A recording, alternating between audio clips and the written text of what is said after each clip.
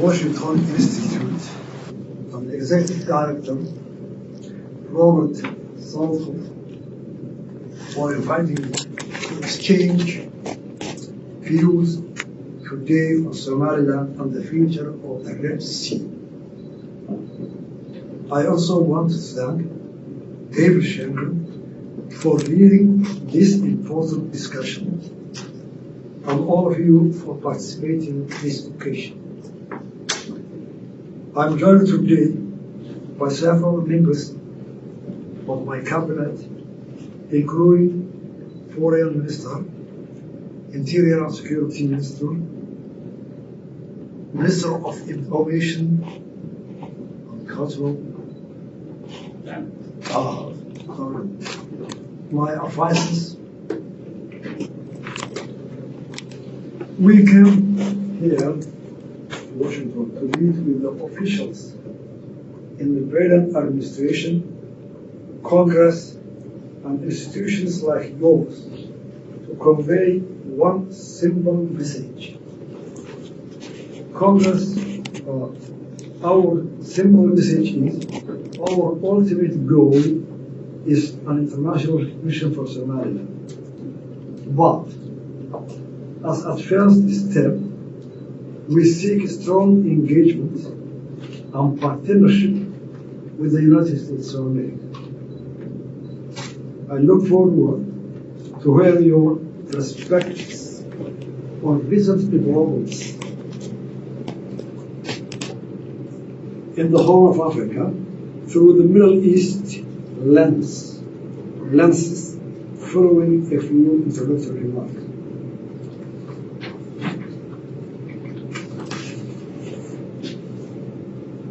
As the geopolitical environment in the Middle East and East Africa continues to evolve, Somaliland's contribution to maritime security and trade in the critical region are more important than ever before. Many regional players, particularly those in the Middle East, like the United Arab Emirates, Turkey, Qatar, Iran, and global powers like Russia and China have increasingly recognized the strategic importance of having a role and presence in the Red Sea. As a foreign military bases expand and naval forces increasingly patrol in the Horn of Africa, countries that border the Red Sea and the Gulf of Aden are increasingly acting about our common security challenges. Similarly, we are pursuing shared economic opportunities as a new infrastructure and trade flows reshape the markets. In many ways, the arbitrary division of the Middle East, the Indo-Pacific region, and the Horn of Africa has been short-sighted. Our countries have shared political, economical, and cultural ties for decades, if not centuries. For example, the export of livestock to the Arabian Peninsula has long been a cornerstone of Somaliland's economy. The Red Sea is one of the world's most vital global trade routes, through which a significant percentage of global shipping passes annually.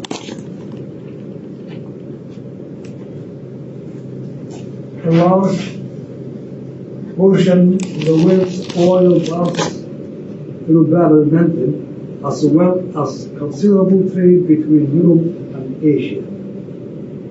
Somaliland, like all countries that share these waters, depends on the Red Sea for trade and transit.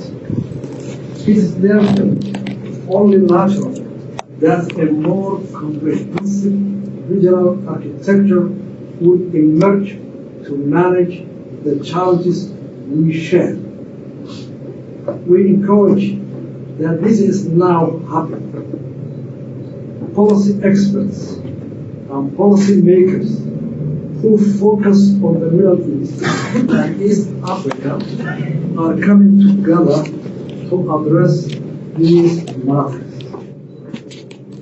Somaliland has more than 460 miles of coastline along the Gulf of Aden and the entrance to the Red Sea. As such, and has much to contribute to the diplomatic dialogue among states that border this strategic maritime region. Our lack of international recognition should not be a reason for our exclusion from these efforts. As a more integrated diplomatic dialogue takes shape, economic integration is also accelerating, with Somaliland playing a critical role as an emerging trade and shipping hub.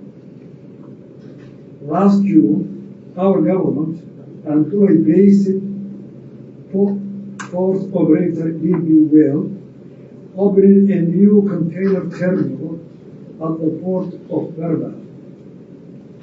This marked the completion of the first phase of significant port expansion and modernization project.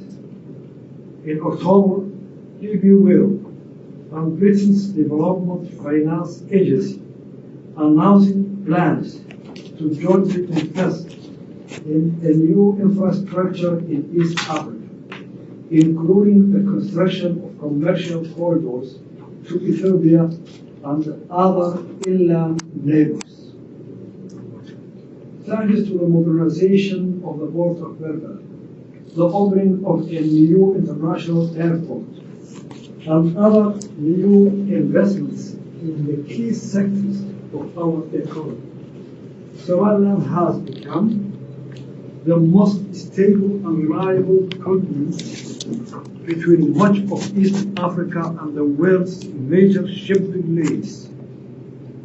As I noted at the beginning of my remarks, I came to Washington to seek a meaningful engagement and partnership with the United States of America.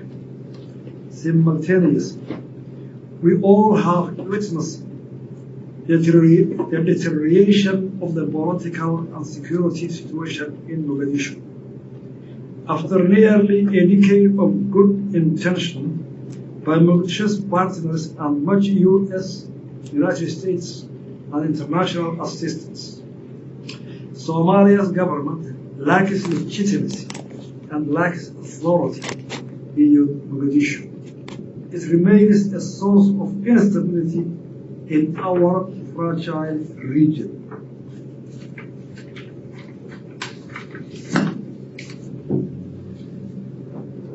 This failure is provoking new evaluation of policies that previously embedded more direct engagement between the U.S. and Somalia.